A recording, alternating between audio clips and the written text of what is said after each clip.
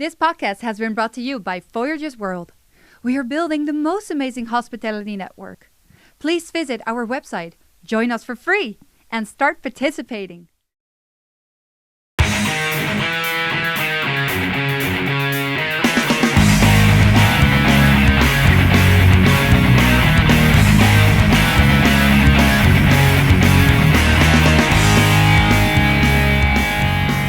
Very well. Here I have Alex Kryvenko, my first friend in Kiev through couchsurfing at that time. So my first network friend in Ukraine, actually. There was an Ukrainian guy, Vladimir. I'm going to interview him in a few days. I met him on the road on the way to Kiev. You probably remember him. We met a few times. Yes, meetings on the road. Meetings on the roads are the best. Yes. I was riding towards Kiev, about still 2 hours away, and he lined up his motorcycle with ours, and waved us in, and we pulled over on a gas station, and had a little bit of a conversation. You know, his English was very close to nothing, and my Russian was exactly at nothing at that time. So, but we end up understanding each other and exchanged phone numbers and became friends. So that was cool. And then That's the miracle. Yeah. That's the miracle of couchsurfing, man. Yes, and I remember I spent a few days at your place, like a couple of days, right? 2-3 days. Just one night, Milton, but you can't forget it, I see. No, Yeah. I don't forget. It was pretty cool. And then I remember that I liked Kiev so much that I came back the same summer. I ended up coming back and visiting again. So that was awesome. I don't know what you liked much there in Kiev, but I remember that you left me your motorcycle for 2 years. Yes. You took care of my baby for 2 years. That was a big responsibility. I don't know what kind of a man should be, and to leave his motorcycle at the end of the world for 2 years. Isn't that crazy? Yeah, really. Yeah, actually, the plan was not to leave the bike there for so long. I wanted to come back in 2013, but then the situation changed and I couldn't make it. And then you made that video of you guys pulling the motorcycle apart and cutting fuel lines, and I was freaking out. What's the name of that guy that was helping you? You know, his his name is Sergey, but we call him Diki, which in Russian means wild. Wild? Yes, And Dicky? Diki. That's funny. All right. Yeah, No, he did a great job. Actually, the bike was working fine after that, and when we took it to the store and fixed a few more things, changed remember the forks were leaking, and we replaced a few more parts. When I left for the European trip that year, that my bike was running as new.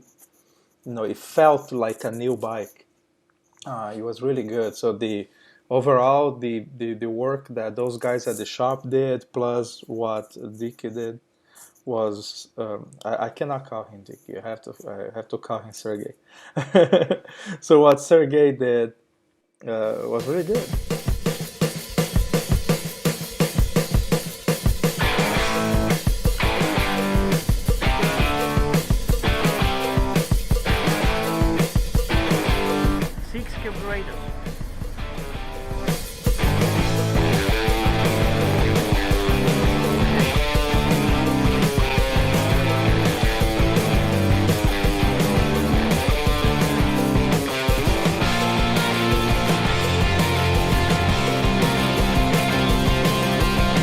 pipes are already destroyed.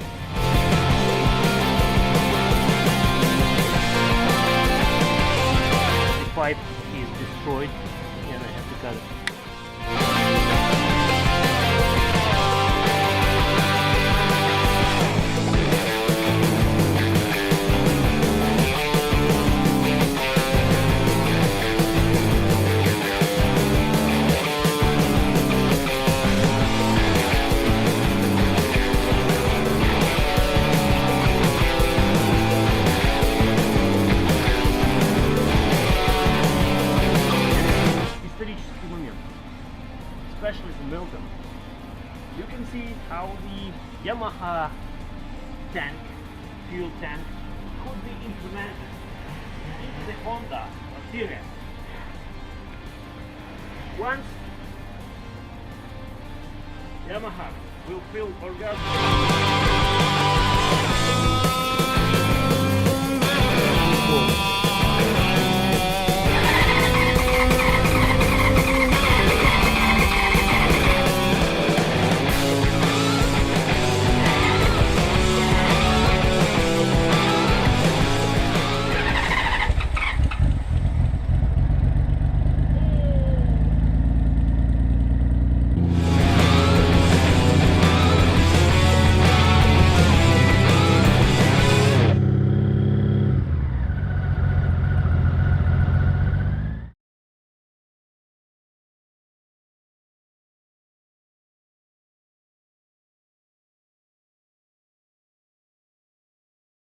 Well done. Did you realize from the video how much effort he should do to the bike? Yeah, and I only met him once after that, and I had an opportunity to thank him and to to say how awesome it was. But then after that, I never met him. Is he in Kiev? Yeah, he's in Kiev. He has a new girlfriend, and finally, I mean, he has a girlfriend, and they He's going to watch this, huh? Be careful what you say. No, he was alone for this certain period of time, and that period was very, I would say, difficult for him and for us too. And but now he's happy with he has kind of a new family, I would say, yeah. And I'm very glad for him. You have some amazing stories, and you did a lot of very serious riding, and I admire that a lot. Not just you are a great host and great friend overall. Like, you were my ambassador for Kiev for quite a while, helping me with a lot of things. But you are also a great biker, and the only thing that didn't happen that I wish it did is meeting you at Tarasov Agora. We end up going in different years. And remember, you went in 2014. 14, yeah. And I went in 2015. Ah, really? Yes, because your bike was broken. This in 15. In 15, In 15. 15 he was broken, that, or he wasn't here yet from Russia. he was not here yet. And was it the first time you visited Tarasova Gora? It was the only time that I visited Tarask. And it was so funny because I got there and then my bike broke. And it didn't work at all during the entire thing. So I was there just drinking and making friends, which was awesome. It was an amazing experience. And then I had the bike brought back by the guys at Rock and Roll Garage. They put the bike on their truck and brought it back. Yeah, you like them, yeah? They did a very good job. Their prices were reasonable, and I think that they went a little a little over what I expected. Like they did some extra things and gave me the bike back with not just what I told them fixed, but a few extra things that I didn't notice. They noticed and adjusted everything fine. So the bike was really, really fine after that.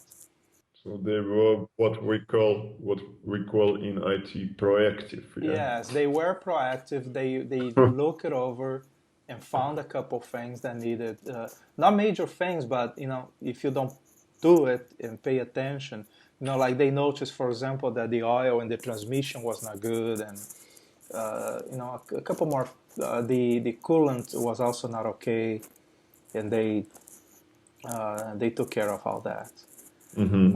And this year I'm going to install a new clutch on the bike, because remember I was always having some problems. And Finally, yeah, and we replaced everything already from the from the lever, of the clutch, those pieces, and then the fluid, the pump. We replaced all the gaskets, everything. We just didn't replace the clutch, the mechanism itself. the basket, Huh? the basket. Is that how you It's call called it? yeah, we call it the clutch basket. Yeah. All right. Okay. So I think we call it the gears, but whatever. It's so the basket. So now I'm ordering a new one, and now I have the guys here just replace it, and Hmm. hopefully that will be it. That the bike is fine. And I told you even those times, yeah, I told you that you need to find this mechanism, but you refused. Yeah, I want to give it a chance because if I opened the bike, it would be out of the road for weeks until I had all the parts, and I wanted to ride this summer. remember you had issues with switching to third gear, and even though, even though you wanted to ride, But it was moving. It was okay. yeah, I understand Difficult that. in traffic sometimes. Sometimes I had to just turn around, but it was nice. I had a good summer in Kiev. You have been doing some trips like that. I am amazed. But can you tell us, because a lot of the or a lot, most of the viewers never met you. So can you tell us your story as a biker? When did you start and what did you do? Well, if you know, first I would like to say that we are not using this word which starts on B letter, like you are not using words on N in United States. We we are not we are not much using the word on B because we call it motorcyclists. Because all bikers are wearing these vests, these club vests, usually beards and Okay, is that how you say it? All right. yeah, beards, and have a big belly where where they can put beer. And especially me, currently I started as a road biker, but then I moved to off-road. So I don't know any man who rides, any dirt rider who can say that he is a biker. Which is funny. We say biker, and it's even funnier because in Europe, very often I say, okay, hey, all right, let. I'm talking to people online and say, let's meet and and and and ride our bikes, and then I show up in a motorcycle and people show up in a bicycle. I say, oh, fuck, I forgot that here when they say bike, they mean Yeah. bicycle. Yeah, but here you see we have another issue. It's not because of bicycle we don't pay much attention to the bicycle, but we pay attention to the guys who are not actually riding, but they have more politics in. You know all this stuff. It's the biker gang idea, and you guys really associate that with biker gangs and with the rowdiness of some groups, and which you don't see here. It's the bikers here are mostly incredibly cool and nice and friendly, and it's a different environment than most countries. And I'm sad to say it's a different environment in America. No, You mean with the clubs? yeah, with the biker culture in general. I would say the biker culture here is much more positive and friendly and egalitarian than it is in America. I'm not suggesting that it's not worth doing it or that it's not fun over there. It is fun, but it's the clubs, and there are many clubs there, and they are very exclusionist. So you go to meet with people, they don't talk to people outside of the club. It's a lot of Basically, the clubs there are a manner of separating, isolating themselves from the rest of the public. You know, and I noticed that it's not that much here. You know, here they have their clubs, they organize their own logistics and things, but you get there to talk to them, and they are super friendly, and it's open, and you know, and they mix with everybody else. And in America, it's not so much. And also, we have a certain tradition in America that's the only country where I saw it so far, and that I think it's the most ridiculous thing, which is you go to a certain bar or a certain club or you know or certain groups, and that's a Harley only thing. So if you ride and you have any other bike other than Harley, then they basically ignore you, or worse, you know, and that is pathetic. That is pathetic. I'm so against that. I even participated in a club that was not even a Harley club. It was a Valkyrie club. And, and we had friends that were riding with us for a long time. And then one day, one of the guys, he sold his Valkyrie and bought the CBR black black Blackbird, something like that. It was a new CBR. And then they didn't invite him to the parties anymore. And I said, what happened? He left the group? Said, no, he changed his bike. I said, but he's our friend. Yeah, but it's a Valkyrie club. So, well, it's a Valkyrie club without me then. If you guys are going to be dicks like this, you're going to exclude a friend because he changed the model of the bike? That is beyond pathetic. I'm out. And then I avoided groups since then. Yeah, we have our stories, our own stories in Kiev, in Ukraine, with those clubs. Like the one I heard about a guy who was in the club, and he was asked by his friend to take his motorcycle from place to place, to move it. I don't know, from maybe to the garage. And he had a ride, and he was riding. The guy was in the club, and in that club, you know, in the clubs they're not wearing helmets. They're wearing just like you. What? How do you call that piece of piece of fabric? Yeah, it's a bandana. Bandana, yeah. Yeah. So they wear bandana there in You know, it club. protects a lot, right? Sure, yeah, it's magic bandana, we call it. Protects from the bugs and mosquitoes. It depends where you wear it, yeah.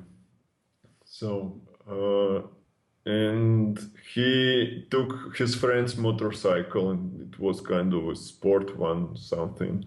And the friend gave him a helmet. And for this specific ride, he could wear a helmet, and he took it. And then during the ride, on I would say not small speed, yeah, not low speed. He got something into his face, into the eye, like I don't know what was it, a stone or just a big bumblebee. And the helmet was closed actually, yeah, and the helmet saved his life. And then he came to the club once wearing the helmet and says, "Guys, we should." It's like, you know, it's like a Jesus. He comes to them and says, "Guys, we need to wear a helmet." And they say, "No, you are not one of us." Yeah. You know, the helmet is a very interesting thing, and I even wrote articles about it already because I think that it's generally a very good idea to wear it. I'm not against it, you know, and I would never be. I hope I would never be an asshole to the point of telling someone, "No, you don't ride with me because you like to wear more safety gear." You know, I think that's a very idiotic thing. But I learned to respect the choices of, you know, that people want to do regarding their own safety, you know, and I believe that life is about much more than safety. Yeah, there are several other things that count. And even in the safety itself, it's not such a simple equation like just you know put a helmet, more safe. Take the helmet off, less safe. I don't think it's that simple. But regardless, I believe in respecting your choice to use it or not. I think your choice is yours. And if you want to to wear something or not wear something, it's totally your thing. And that's the libertarian side of me as well. That thinks that you're free. If you're free, then you should make your own choices. And we can I feel that we have to advise each other when asked, but when not asked, shut the fuck up, drink your beer and enjoy the moment. I have friends that love to to wear their astronaut gear. Fine for me. I believe that one of the most beautiful things about the freedom to choose is that you can choose to use it. Yeah, I agree with you. But from other side, there are different sides. First one is that all my friends, mostly, no, I would not say mostly, just all my friends, which I know, except you maybe, are wearing helmets because it's just the first rule. If you are on the motorcycle, you should put your helmet on. If you are not on the motorcycle, you can be without it. Yeah, I hope so. I don't think you should go to the supermarket wearing a helmet. But yeah, actually, it's another side of this wearing helmet thing because some of people are going to the supermarkets and to drugstore, to every place because it's hard to put it off. I mean, hard to take it off. Uh, I've seen that before. Guys just shopping with their helmet on. Yeah, with the helmets. And there's another style when people we have a YouTube channel which is called In a Helmet. When people are doing everything wearing the helmet. And yeah, everything, Yeah, it's fun. Yeah, it's funny. That is what the channel is about. But anyway, and from other side, look, we had many issues when we gathered the money for the guy after the accident, and the titanium plate costs some money. No, and I know, and you can even make some statistics about the people that had accidents and they were aggravated by not wearing a helmet. But you cannot make any statistics about the people that avoided an accident because they were more aware or because they were more defensive. There is no numbers for that. That is an advantage that is very difficult to measure or estimate in being more vulnerable. You become a lot more defensive because you are very aware of how exposed you are. And that also helps avoid accidents, and there is no way to measure that. Actually, I'm going to have next month, I'll do a podcast with a friend where we'll talk specifically about that. How do you use statistical models to estimate things that didn't happen? Because it's very easy to measure what happens, right? And it's an incredibly complex thing, and we are going to talk about it. And also there is another matter that to me it is important too, which is the enjoyment. You're having the accident or having any accident is an experience that you have that is very significant, that happens during a tiny minority of your time, if at all, right? During most of the time, you're doing other things that are not having accidents, right? and those all those times, that experience is modified by your choices as well. So when you are doing, you're riding, just going to meet your friends at Obolon, for example, and coming back, uh, your experience was going to be changed by your choices of gear, equipment, having music or not, things like that. And that pleasure is something that you have to measure as well. So how much do you enjoy what you're doing? Same with drugs, same with alcohol, same with everything else. Like I like a phrase from Doug Stanhope that he said. He's talking about alcohol, and someone said that he was killing himself with alcohol. And he said, yeah, but you don't understand that there are some things that I love more than life. In the context that he was explaining that, I love the quote. There are some things that I like more than life. I really think that life is overrated, and Yeah, I agree with you completely. But to tell you the truth, itself, I can bring you another parallel here. Uh, you know, we have when we have a religion, we have something above the religion. So I would to underline all this discussion, I would say that wearing a helmet is a religion.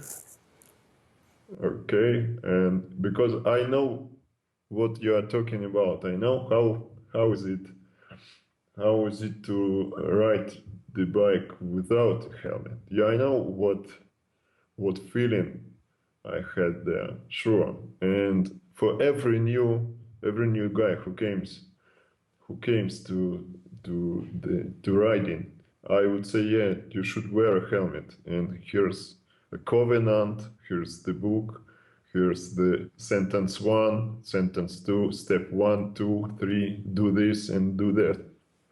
Maybe after, maybe after all these steps, you can have sometime you can avoid from a helmet, but not from the first steps. not in the beginning.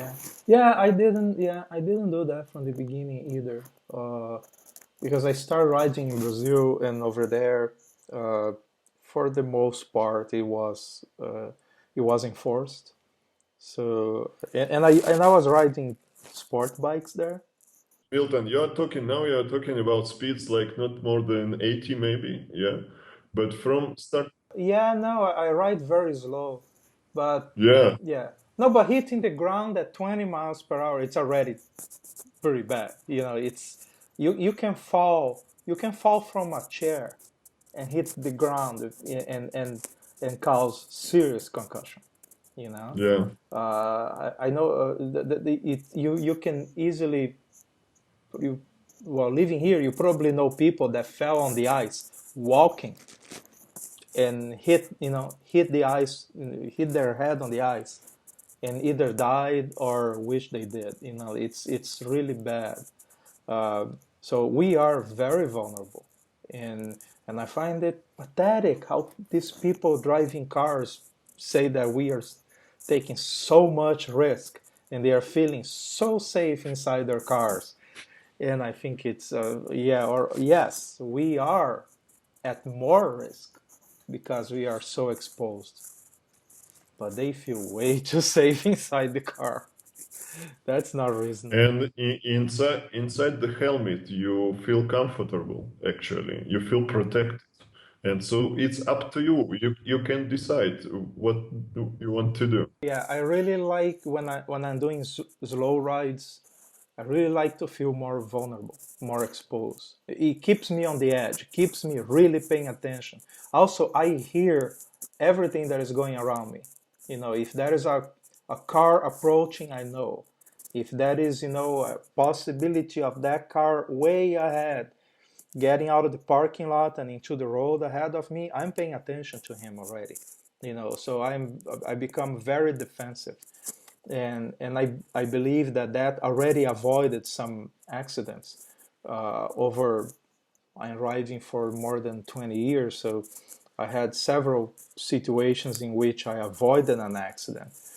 And I believe that to a certain extent, the helmet protects you from an accident that it helped it create, because you are more isolated and reduces your senses. Still, I believe that in general, it's probably safer, probably better. I'm not saying that it's not. All I'm saying is that if I make the choice of not wearing, leave me the fuck alone. That's all I'm saying. Don't I don't want to be regulated by that. That's all. And I like it here in Ukraine. We do what we want, and in America, in most of America, it's the same. I think it's like a condom. Same thing. The condom is the same story. You're going to play with someone, you just met. Yes, of course, protect yourself. But you're seeing the same person over and over, yeah, talk about it, get some tests done. If you trust each other, fine, and you're going to enjoy a better situation. It's going to to feel a lot better. But it requires some responsibility. It requires some preparation. Some testing, some precautions. If you're not interested in having kids, then you need to to look at that as well. You need to use another form of contraceptive, but it's a decision that adults can take. What I cannot accept and I cannot like is when people go on TV or they say, no, you always have to use it. No, look, how could you be any more simplistic? What do you think I am, like a teenager? Do you think I cannot understand a more complex decision making than that? Do you think I cannot take a decision a little bit more complex than that? Our first part of this podcast will be named "Helmet as a Condom." Helmets and condoms, that's what we should call it. Actually, I write a little description for the podcasts, and I put some of the keywords, and our first keywords are going to be, biker clubs, helmets, condoms. So you started as a street biker, and you became, you went into off-roading. Because of adventures, mostly. Because if you are an adventurer and doesn't matter what bike you are starting with. You will go for adventures on any one of them. And my first bike was Yamaha Phaser 600. From the first day I rode on it, I knew I would like to go far from Kiev and for some long distance ride. And my first long distance ride was to my native town, to Kerch, which is on Crimean Peninsula. It's near Russia. It's just a few steps before Russia. So currently it's in Crimea, which is taken by Russian troops. Under Russian occupation. Occupation, exactly. We call it occupation as it was during World War II. We use the same word, occupation. So it was 2011 in August, September. And I knew that I want to go far. And next year, Kazakhstan happened. I mean, a wedding of my friend in Almaty, in Kazakhstan. So to go to without looking at a map, to go to Kazakhstan. So you went through Russia? Yeah, through Russia. You went through Russia and then Georgia? Yeah, but we had not Georgia. I bypassed all this stuff. You can get from Russia directly to Kazakhstan. Kazakhstan is big and it has no borders with Georgia, in fact. So Georgia we will use now maybe because we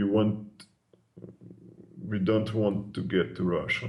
But in those times, we did not have all these issues. So Russia was it was friendly. Actually, there are many people there in Russia which are still friendly, especially bikers, which are outside the motorcyclists. I mean, not the bikers. We know bikers, Putin bikers, and we know motorcyclists. Okay. You know, so the guys which are standing aside of all this stuff, motorcyclists, I mean, they're friendly and they all remains as it was before. And we checked it when we, during all this stuff, had our trip to Magadan across the whole Russia. And every biker, every motorcyclist there was supportive. Everyone who met us there, and it was not just a meeting, it was a couch surfing actually. We stayed at people's place for sometimes more than one day. Some guys rented a room in a hotel for us for a couple of days, sometimes for 3 days, you know. And in one place when we had an injury, we stayed in some people's flat for a week. So they rented that flat for us for 1 week. It was in Yakutia. And how long of a trip was that? The trip to Magadan was 2 months and a half. Yeah. How many miles or kilometers? Miles, it was not much. It was, as the speedometer says, it was 14,666. 14,000 kilometers. Yeah, and do you pay attention to we just to heard you 360? say, no, yes, but we just heard you say it wasn't much. It was just 14,000 kilometers. Yeah. So that's like 8,000 miles. That is equivalent to crossing America 3 times. From Coast where to coast. where? Coast to coast. Coast It's to 3,000 coast. miles. Yeah. So you did more than around 9,000 miles. So you did three times the American continent, going from Kiev to Magadan. Please realize that I'm not eating the kilometers. I'm not counting them. I'm not a kilometer eater, as we call it here. Yeah, I don't count them. It's not about the kilometers. It's not about it's not about the distance, but it's not about these things, these units, how we measure it. The main thing is that actually I realized it after one wizard gave me this term. It's called meditation. Actually, it's all was about meditation. Some people find it in the room with some other stuff, and our meditation is in riding, in the ride. I understand because I do that. Yeah, I meditate. But also, I like to ask the distance because we may be thinking in a different way, but most of the people listening to this podcast, when they try to imagine a trip, they like to know the distance because it gives them something they can compare with, something that they can imagine. If you tell, well, like I went through Europe and that was like, I met 200 people and I spent 5 weeks doing that, it's still too vague for them. But if you say I did 10,000 miles across 11 countries, that's, especially for Westerners, it's a way of, putting that in a certain frame. But in fact, when I'm thinking of my trips ahead of me, I think in weeks. So to me, it's like I'm planning a trip for this summer, and I'm thinking that the ideal for that trip would be 6 weeks by motorcycle and then 5 weeks on foot, because I want to do some pilgrimage as well. But I'm my measure unit is weeks, and then later I do an inventory of what I saw. I count how many countries I visit, how many new countries I visit, new to me, and I look at how many miles I did. Um, and I know the miles mostly because I know how many times I had oil changes done. That's how I know the miles. Because I do one oil change every 10,000 or so. Yeah, you put some milestones, and everyone has its own milestones. But finally, what remains with you is an experience. And you can't measure experience. So No, you can't measure. It's only bad or awesome. Oh, that was awesome. I would not say like that. No, I had blacks and whites, and all together remains like colorful, different different shades. So I can different shades of gray. Yeah, of course, I remember a lot of experiences that I had, and one that I like to tell about is the first time that we met. I felt that it was incredibly friendly. I was here with a friend from Amsterdam, and we felt that we were received in an incredibly friendly and generous way by yourself and some other friends that we made here. Um, so we really felt that it was above the usual. The usual is pretty good already. It's a very high bar. Most people that we meet along the way are incredibly generous and and they get out of their way to help. And you did even more. So I always remember that part, and I remember that that's why I decided to come back. And I trust you guys so much that I left my motorcycle here, and that is a lot of trust. Maybe it's just because you're crazy. Yeah, it helps, but it still takes a lot of trust. Crazy as I am, I still think about who can take good care of the bike and make sure that because if everything goes well, it's easy, right? The bike is there in the garage, you don't have to do anything about it. But the problem is when things don't go well, when you realize that the battery went down and you need to replace it, or you need to take the bike to a shop and put it on a truck and fix that and take decisions like doing things in ways that are cost effective. The fact that I was going to be paying for everything doesn't mean that you could be burning the money, and taking expensive decisions when something more effective could be done. And so I trust that you would take those decisions that way, as if it was your bike. And if you need to ride for any reason, I know that you're an experienced rider. You are not going to be freaking out. You're not going to destroy the bike because you know how to do it. So that I would always prefer to leave the bike with someone that is an experienced rider himself.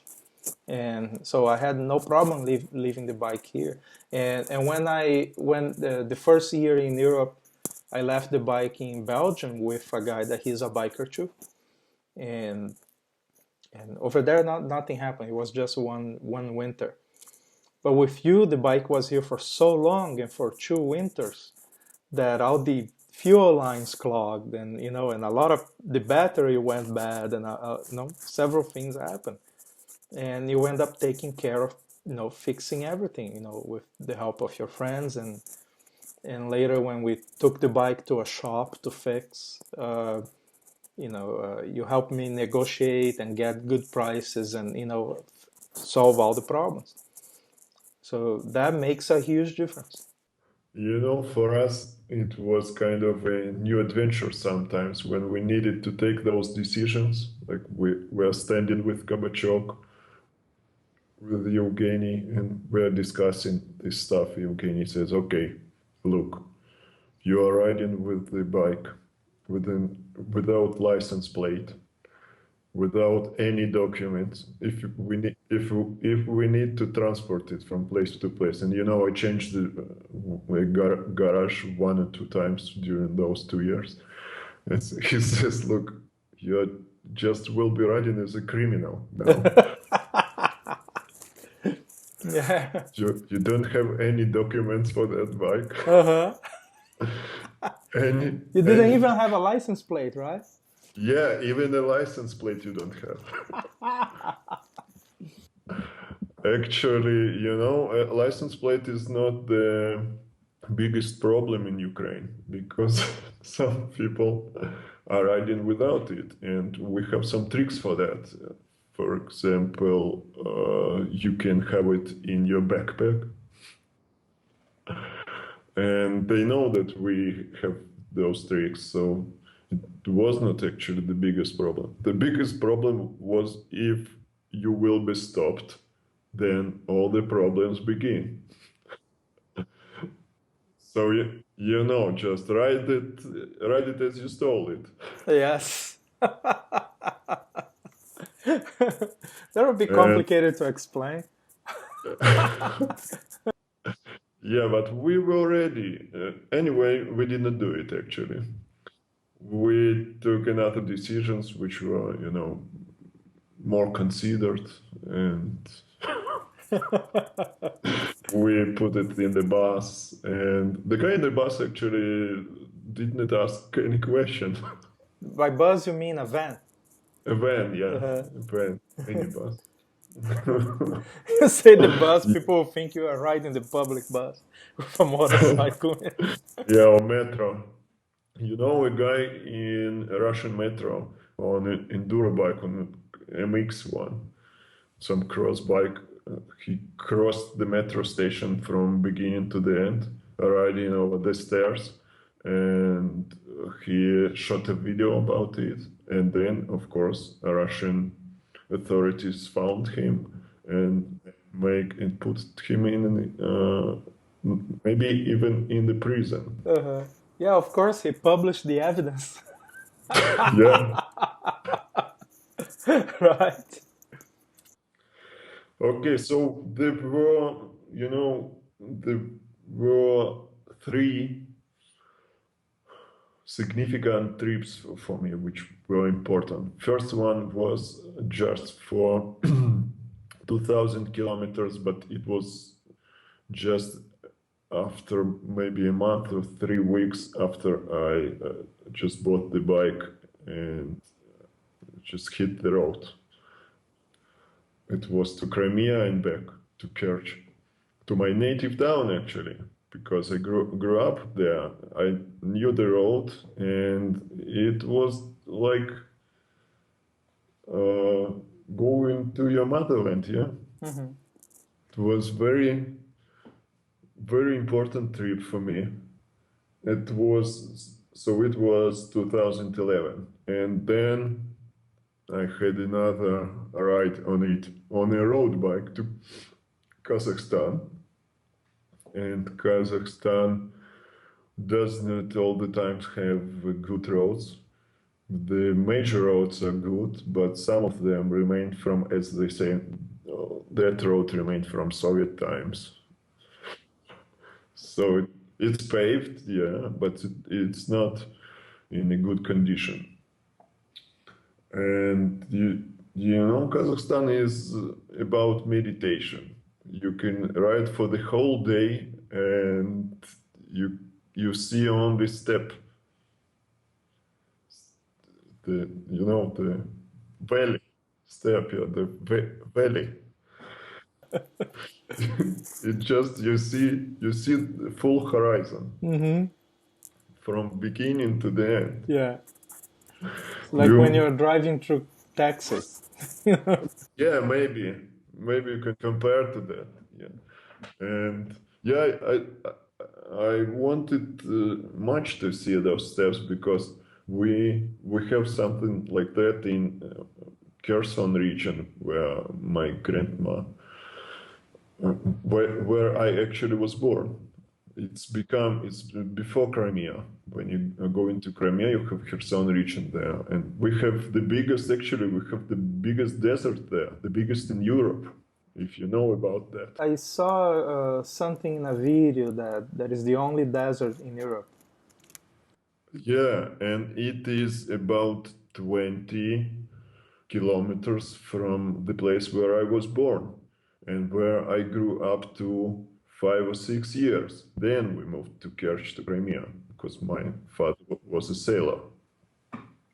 And Kerch is standing on two seas, the Azov Sea and Black Sea. So that's why I consider myself to be a Bedouin, because I grew up near the desert. And Okay. my first steps were on sand. You're a Cossack and a Bedouin. Cossack, Cossack and Bedouin. Yeah, we had Cossacks there in that region, not far from there. Actually. Yeah, and one of the places where Cossacks live was there. We have a term for that, siege. Siege is Cossacks camp. And one of the camps was there, near that place where I was born. Not the major one, but we had one there. And I wanted to see other steps also. Well, I wanted to see maybe other deserts, but other deserts I already saw in Israel when I lived there for 6 years. And then there I decided that I am a true Bedouin by nature.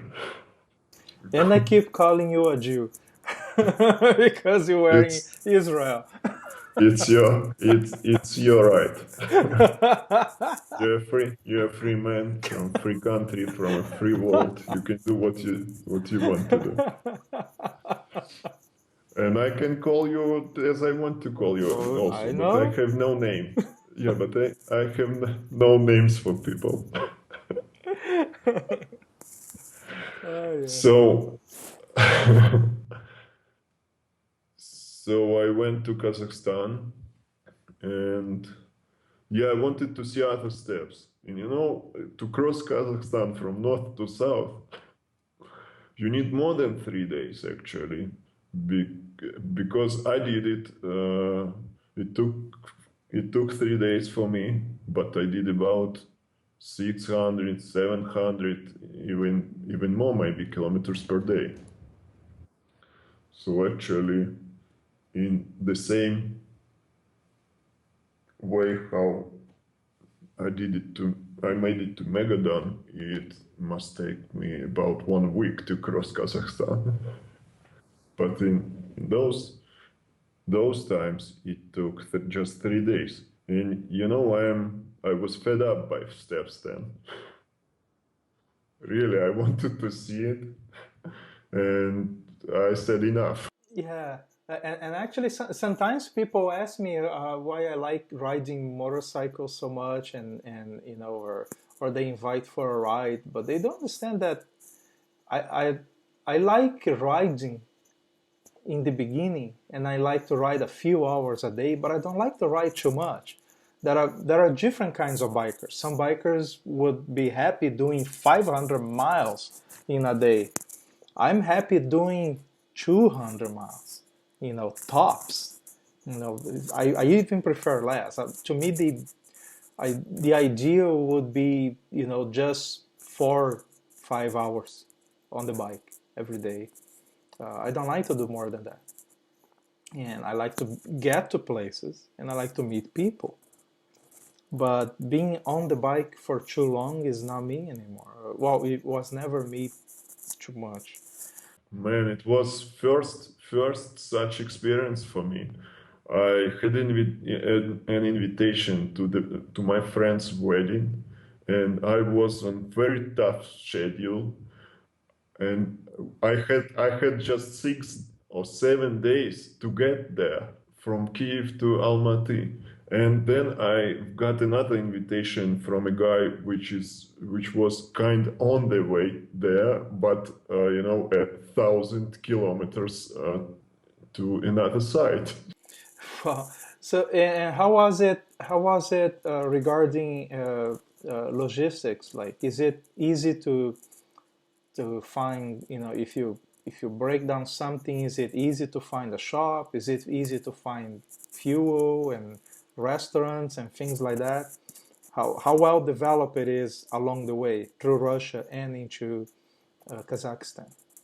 Every time you plan your trip, you are checking all this stuff. Yes, you're checking whether you have it or not, whether you have all these workshops on the way, whether you have somebody who can help you.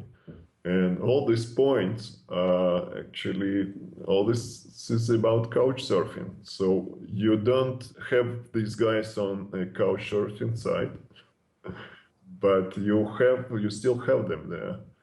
You have all these magic points on your way, and to know it, you need to use your communication skills. You find them.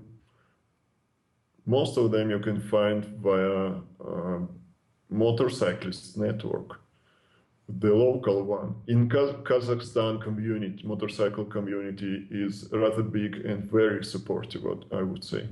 Very, very supportive. They have their own website. They have a leader who we had a chance to meet him at the very beginning at the entrance to Kazakhstan in Kustanay town, and he told me, actually he was riding Phaser as well, so we were like twin souls, and he made about 70,000 kilometers on Phaser in that area, and it is not every road was paved there, but anyway, he rode there, yeah. So he told me, here's my phone number, and just tell me other cities where you're going to be, and I will give you another phone numbers of other guys. So I was followed, Yeah, no, those networks are incredible. It happened to me already in many places. Even when, as I was telling earlier, when I got into Ukraine, the first thing that Vladimir did when he met me on the road was give me a business card with his number and the number for MotoHelp. He said, in case you get in trouble, these are the guys you call, and call me for sure, if you need anything or when you get to Kiev. MotoHelp is not only the network, it is a system.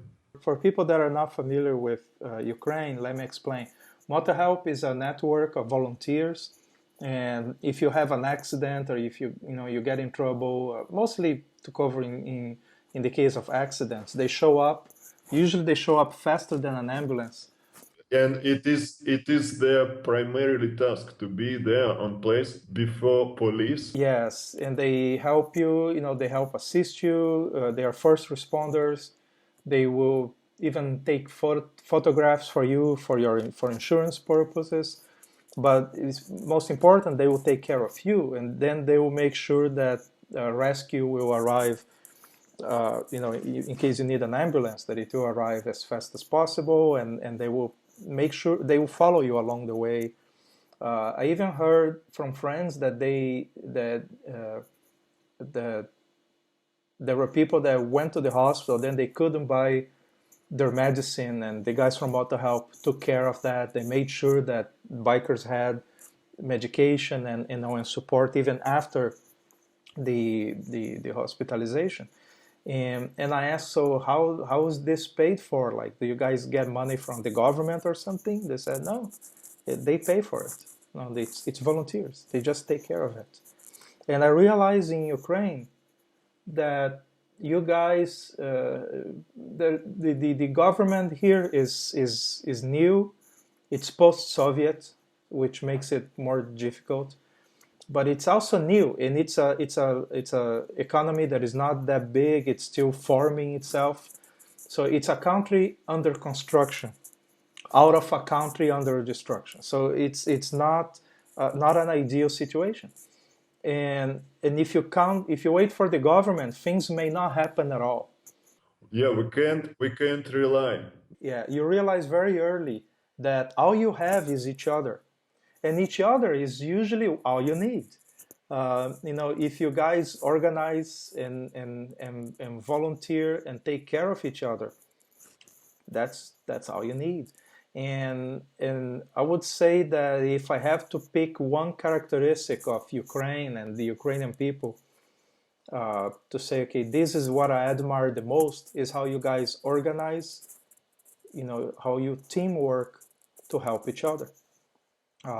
It's a very good example is this war now, which was the efforts of Ukrainians, of people, to help, to rescue, to take the refugees, to support people.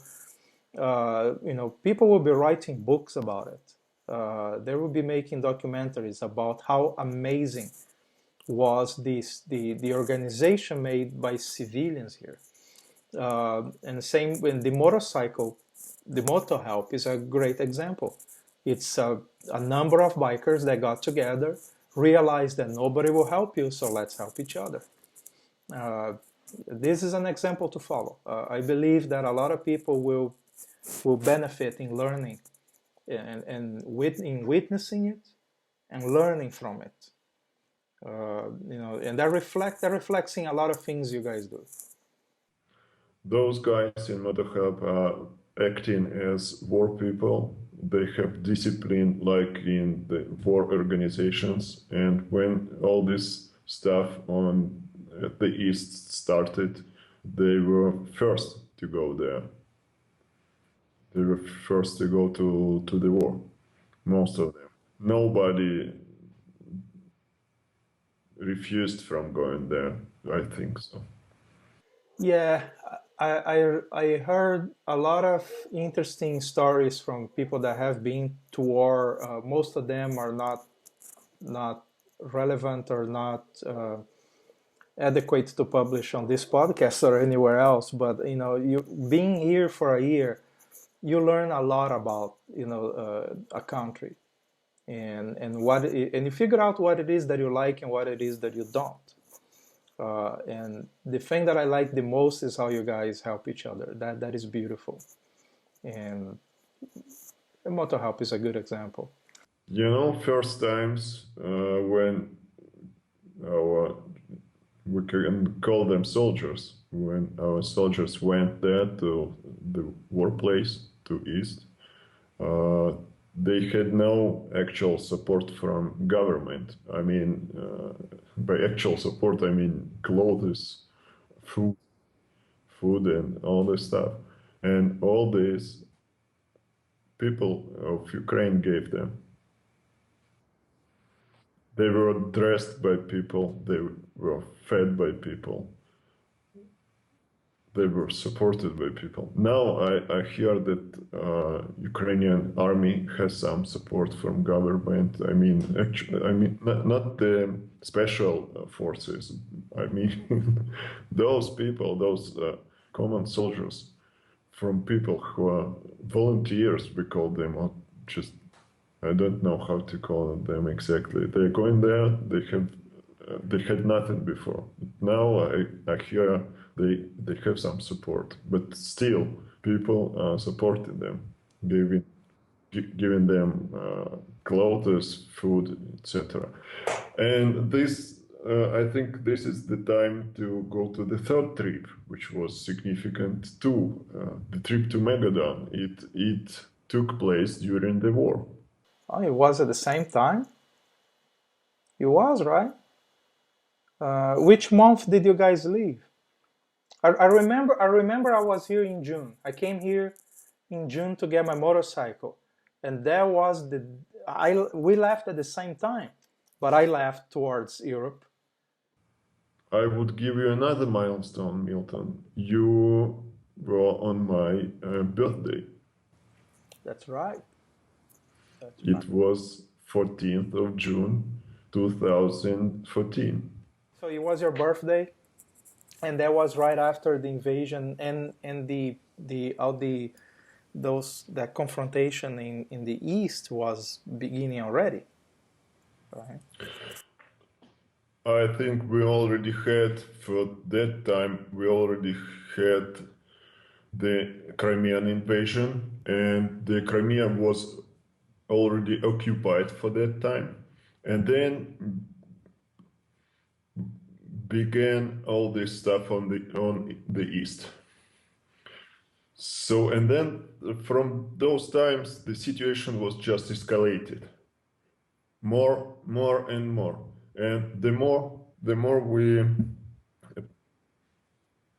proceeded, the more we moved forward and across Russia, we had more issues. Like rumors were following us, and the information, because we had no television, we didn't know much what happens. But people on every place knew what happens. Like But did you catch any problems along the way because you were riding with Ukrainian license plate? only once, and it was deep Siberia, where usually people, even with a Russian license plate, maybe could be killed. And one guy was killed there. The guy who was, all Russia and even other countries know about this guy. Guy was riding a scooter from, maybe, I think, from Moscow to Vladivostok and back. On a way back, he stopped near one tire workshop and was just killed by the people who owned this workshop. Well, when we say Siberia, Siberia is huge, right? Like I'm not that familiar with geography on this side of the world, but as the last time I remember looking at a map, I thought, wow, if all this is Siberia, then it's the size of America or so. I would say that, yeah. Yeah, So because Russia is bigger by the yeah, territory, yeah. yes, it's huge. Yes, and you travel through abandoned places. Uh-huh. You see forests, uh, and in that place was called. It is in Russian. It is called Zabaikalia. So the place after Baikal. Mm-hmm. That place is, as I heard, the most dangerous because the former criminals live there. Mm-hmm. People who were in the camps, in prison, stayed there to live. Mm-hmm. And yeah, they have their own laws, Mm-hmm. the criminal law, Mm-hmm. and it is difficult to argue with them. Mm-hmm. It's better not to do that, actually. Yeah. But we didn't get to that specific place because we had a turn before it to the place where we had a ferry for a 4 days long ferry with the drunk Russian lorry drivers. 3 days on one ferry. With those guys, that is entertaining. With those guys, yeah. And you have nothing to do there. You just drink.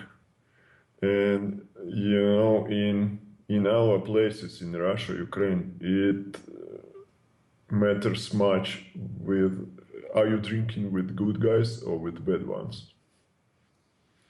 You just need to drink, you know, it's a fate. You have nothing to do. You need to drink, but your right is to choose what guys you are drinking with. So we made right choice finally, and we found a good company, and so we had a welcoming circle around us, the magic circle, I would say, and we were protected. But before that, just an occasional stop on the road in the cafe wasn't very good for us, because people there asked us about license plate, asked about the city where we are coming from, and even Kiev was not good for them, because they thought that Kiev are enemies. They just told us Kiev are our enemies. But those people were just, you know, less informed maybe, and people who are watching only TV, Russian TV, I mean, because they had statistics. I saw it that in Russia about 98% of people are getting news just from TV. And this is the formula which is actively used by Putin and his. It's perfect for propaganda, and I have watched some analysis of Russian TV, and it's horrible. It's the amount, the intensity of propaganda on Russian TV is unbelievable. I think that the only country that comes close to that level of disinformation are some, you know, other dictatorships. America has its own brand of confusion and disinformation, but it's not as centralized. It's more economical than ideological. But no, so it cuts through different lines. But Russian TV is a total propaganda work, and it's pretty sad, because then you know that you have an entire country where popular preferences and ideas and the way they vote and the way they think about you is being completely distorted. And that is very sad, because you may be traveling and you are going with peaceful purposes, and you have no political you have no political horse on that race, and still people may give you some shit for that, but most of the time it was fine, right, for you. Yeah, and because we used motorcycle network, and motorcyclists are usually more educated, and they have this freedom in mind. Gives you, and first it makes you to think different, yes, different than the things that you see on TV. And this freedom makes you free from all this stuff, actually.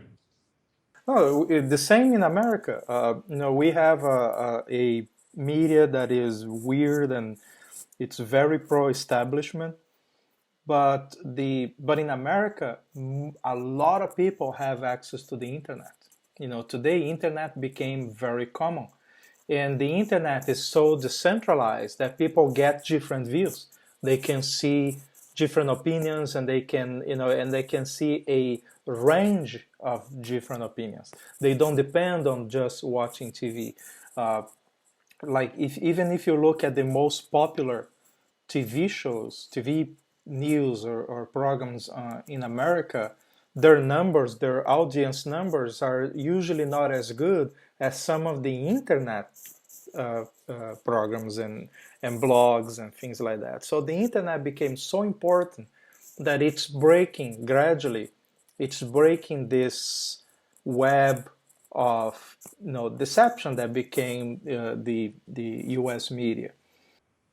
Can you imagine how much internet do they have there in Siberia, in Far East?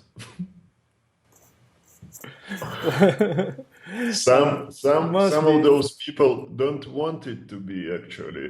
They don't need it. I had a conversation with a young guy in Magadan who works in internet provider, and they have, it is very expensive. They have a satellite internet. They don't have cable one, not fiber, not dial-up, nothing. They have satellite internet, and I mean in the city itself. So yeah, it is delivered to the houses as by the cable, yeah. But the providers get it by satellite. So it is very expensive, and it is they don't have unlimited packages for anything. You can't. Yeah, they have it, but it costs so much that no one has it even in their dreams. Because you can't afford it for yourself. Just a company, maybe only companies can afford it. So not a lot of porn online there. I wanted to download some applications, some updates, some, maybe Coursera courses, videos. I can do it there. And, I had a conversation with that guy in the provider, which I was working with. I asked him, I say, you have all people here in Magadan have something in exchange for what we have there. Like here you don't have internet, but you have caviar for cheap. Caviar is cheap, vodka is cheap, internet is expensive. Fish, different kinds of fish which we don't have there. Actually, I can call it by the name of, I can use name caviar for all that stuff they have there. And he says, you know what? I lived in Novosibirsk for a couple of times, and they call it the mainland, because they're still thinking that they live on island. Though they are not. Yeah, I know. Magadan is in the mainland. Yes, but they still, this term still remains with them, with people, because there were times when the road was not good, and they can't get to the mainland, but that road, only few of them could do that. But now it's not like in those times, though they can have different issues with the road. It can be, destroyed by a flood. Sorry, Milton, the final point of the guy told me, so, okay, I want caviar more than internet here. I have one of my friends in Kiev says that I'm an example of, how do you call it in English, when somebody is on a fringe. Yeah, we can use the word extreme maybe sometimes. So he says I'm an example of a man who is on these extreme conditions. He says, if a trip, then to Magadan. If children, then two of them.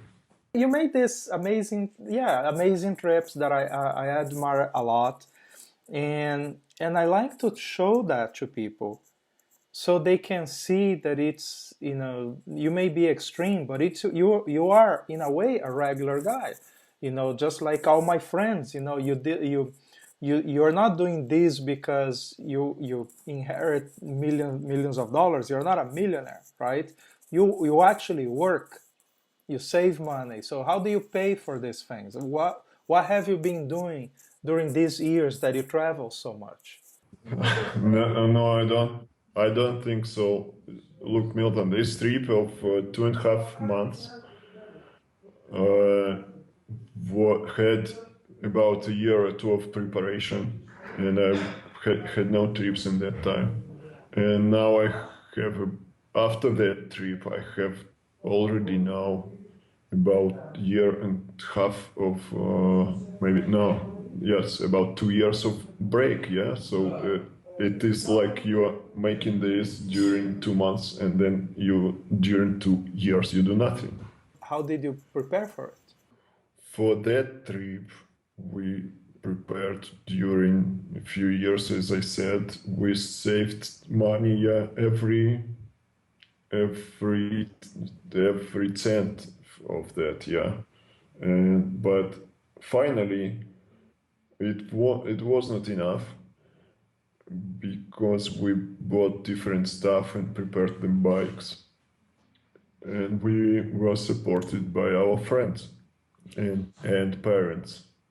You saved a lot, and you still took a few contributions. And you had a business online, right? Do you still have it? Yeah, I have the online store, Yeah. but people say in Kiev, in Ukraine, people say that you can't have a business with motorcycles because it is more enthusiastic than commercial. Uh-huh. So the prices are not the margin is not so big because you are like all motorcyclists are friends, and sometimes you give it just for free maybe. And yeah, you don't earn on that. And actually it stopped when I was traveling because it was not ready for being independent without me. Okay.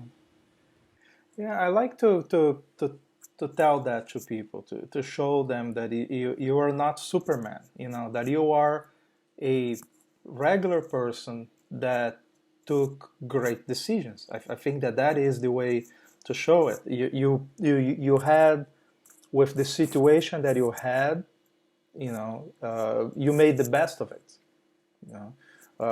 You didn't wait until everything in your life became ideal, because that never happens. So people tend to say, "Oh, but I'll pursue my dreams when, after whatever." Then you fill up the blank. After I divorce, or after my kids grow up, and after I get a promotion. That is always something that has to happen first. And that's a very sure way to wait forever. That was exactly the case. Yeah. You took the situation that you had, and you plan, and you make the best possible, and you still realize a great trip.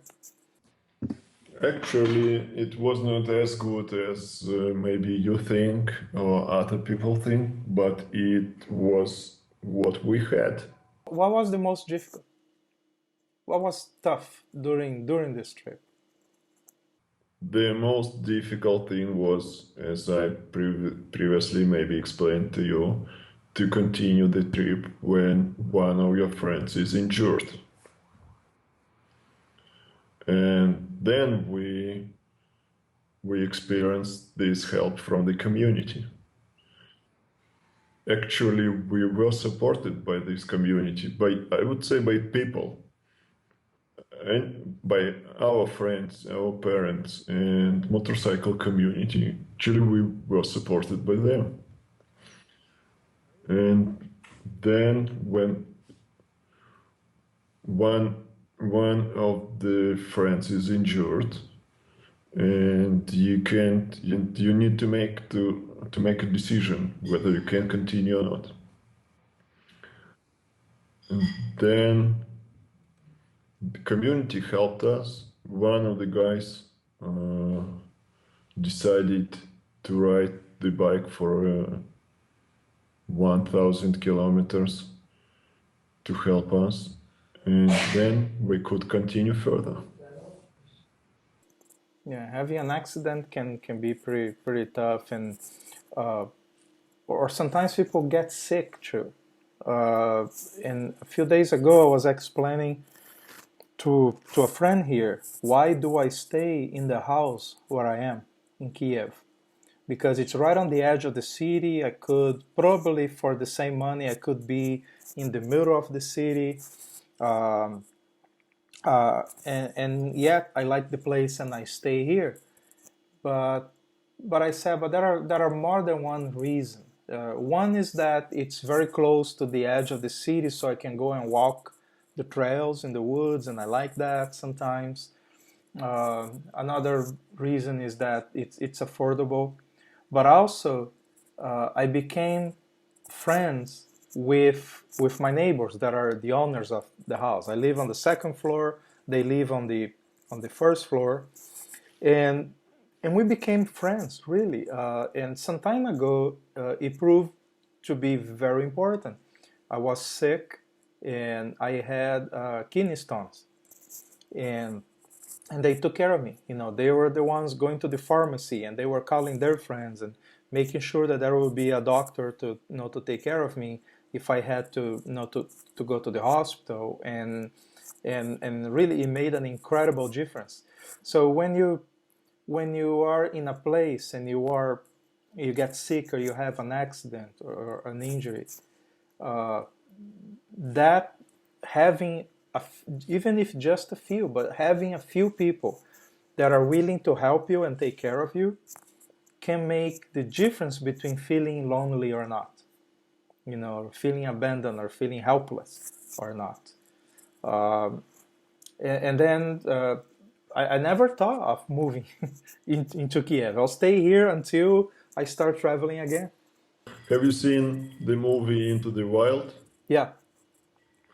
This movie is always with me. It is the biggest example for how you should behave and how you should not behave. Yet he was alone. He wanted to do that, okay, but that was maybe the biggest mistake.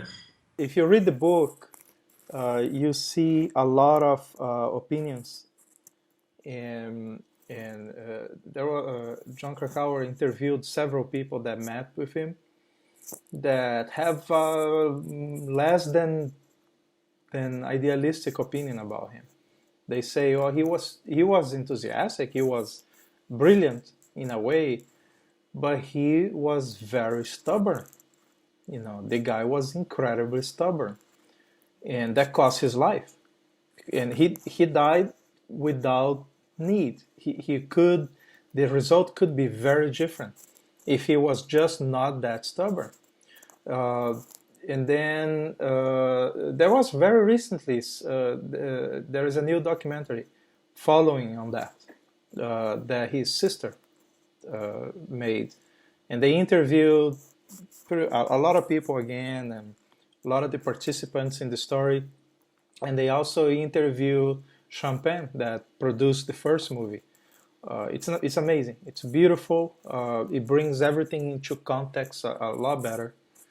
But yeah, the guy was tough as being stubborn, and that is not helpful. I think that one of the reasons that we travel so successfully is not that we are too resourceful, but that we are very flexible.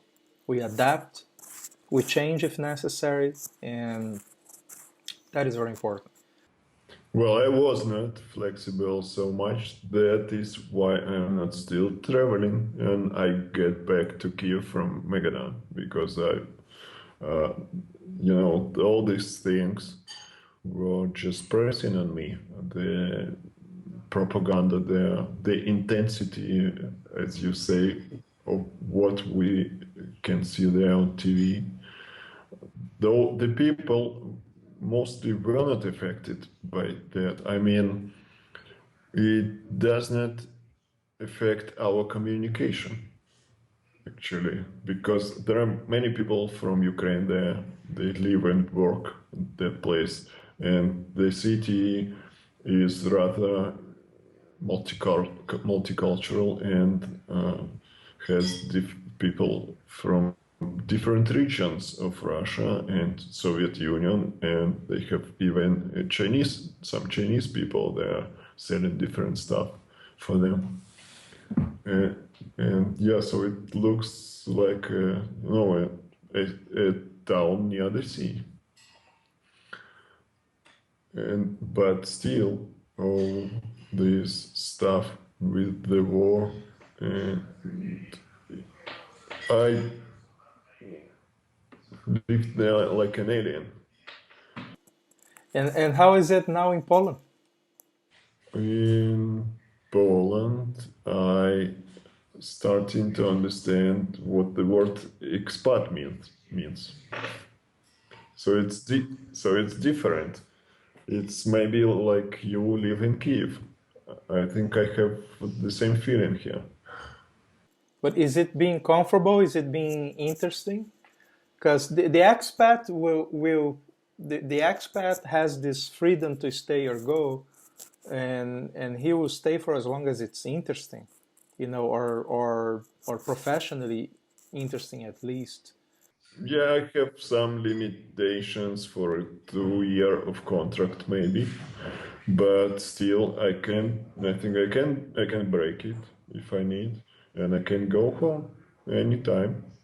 But yeah, it's interesting here. It's comfortable. Yeah, I would say it is the second city in the world after Kiev that I met in my life, which is so comfortable as Kiev. Because the only city I considered before to be that I to be as a home place was Kiev, and Krakow seems to be the second one. So it's interesting.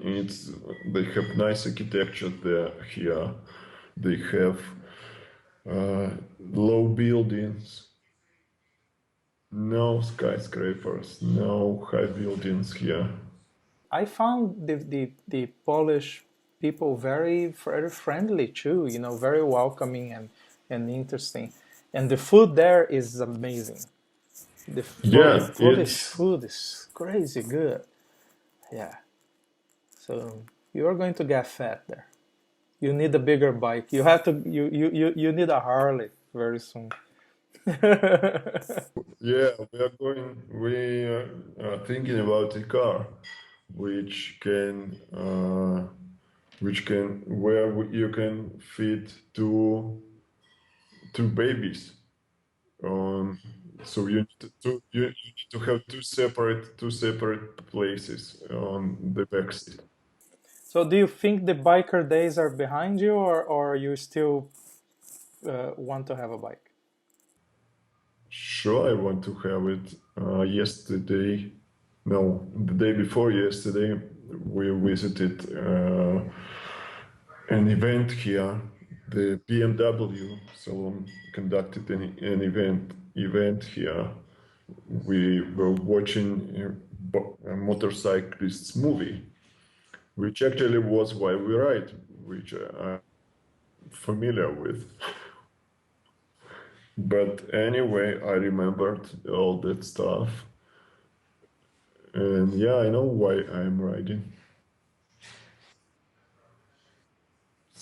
So yes, still I'm thinking about that. And yesterday I watched the Fastest Indian.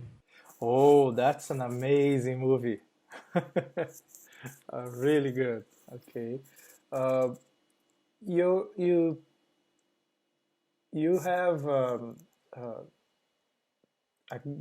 I believe you have a good attitude in general. Like I noticed the way that you solve problems, and the way that sometimes you show patience. That's a great virtue. You have a certain pace about yourself, and you go and you carefully, point by point, you solve problems. That's a great quality. And what else do you think you need to travel? What else? What else is essential in your education or in your attitude? For myself, Yeah, for anybody, yeah, for anybody. Because a lot of people are watching this and wondering, oh, maybe I could do a trip like this one day. the only thing you need to travel is a decision, and that's all actually.